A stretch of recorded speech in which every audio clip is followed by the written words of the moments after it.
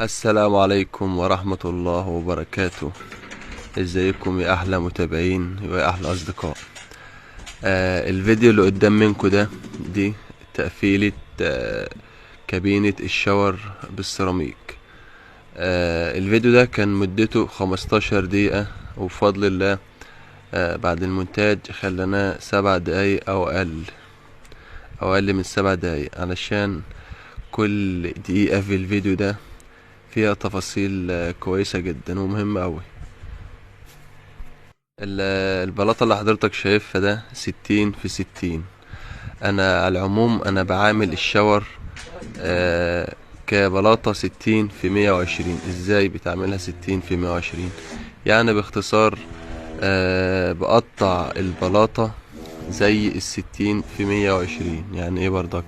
يعني باختصار باخد بركب مسطرة الشاور اللي قدام منك ده.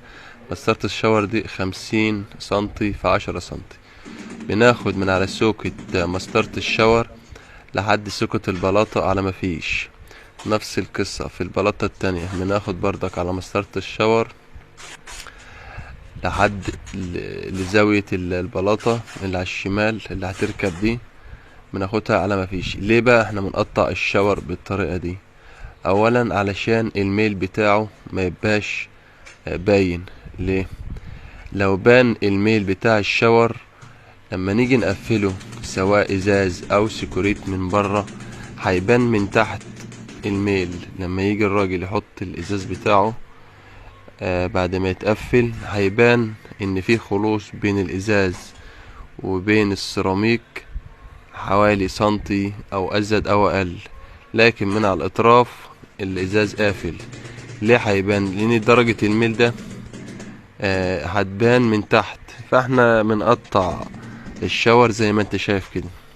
يعني باختصار بنخلي البلاطة السوكة بتاعتها مع سوكة الشاور، علشان تديني اخر بلاطة اللي هي اخر غلاقة من بره دي تبقى ميزان، بحيث يحط لوح الازاز بتاعه او السكريت ما يبانش الميل بتاعه. هنا في شوية تفصيلات. بصراحة الشاور ده عجبني اوي التقفيلات بتاعته. هو خد وقت بس بصراحة في النهاية طلع شكله تحفة.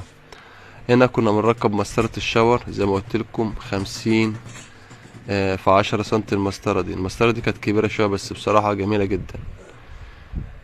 فقفلنا الغلاء اللي ورا اللي جنبها بطريقة احترافية. ما احنا كنا ممكن ناخد غلاء الناحية دي وغلاء الناحية دي، لا مش هينفع. لما نبدأ في الشاور ونبدأ اللي احنا ناويين نقطعه زي 60 في 120، لازم نكمل الديكور للآخر. هنا خدنا الغلاءة اللي ورا الشاور، خدناها سامبوكسة علشان السوكة مع السوكة، علشان الماء ما تركنش في الزوايا. نفس القصة في اليمة التانية برضك. عملنا برضك الغلاء، قطعناها من السوكة المسطرة الشاور للزاوية بتاعة السيراميك. بيبقى بيديك شكل جمالي ومتحكم في درجة الميل بتاعة الشاور. ما بتبقى درجة الميل ما بتبقاش ملموحة، خلاف لما تركب الغلاءة. ما انت ممكن تشتغل ازاي؟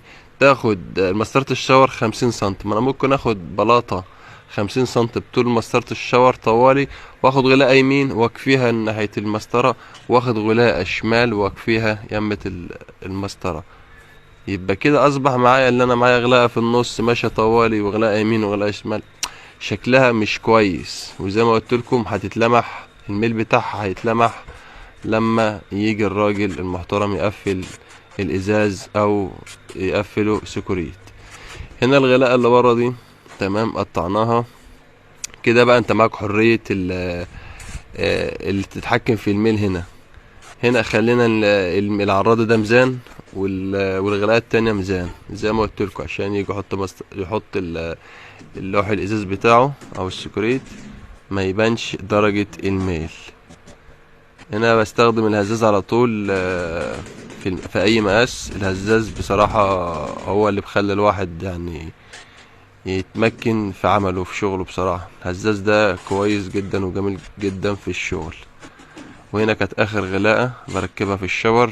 الشاور ده اخد مني تقطيع حوالي ربع ساعة وتقفيل ربع ساعة. ممكن الشاور ده خد منه نص ساعة بالظبط، والحمد لله طلع يعني حاجة مشرفة وشكله جميل جدا.